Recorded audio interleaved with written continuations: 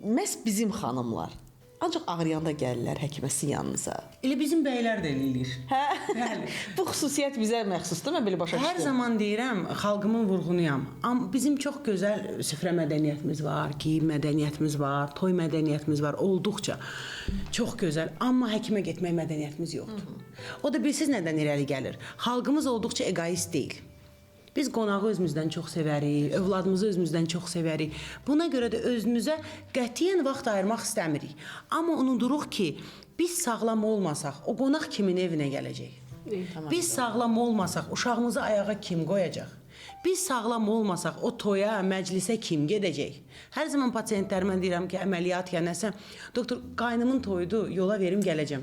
Deyirəm ki, sən xəstə ikən qaynımın toyunda lazım deyilsən. O kadar haklısınız, doğrudan da. Biz özümüzü ən sonda düşünürük. Ümumiyyətlə, Biz bəli, sağlamlığımız həmişə arxa planda qalır. Çox vaxtı iş işdən keçəndə gedirlər.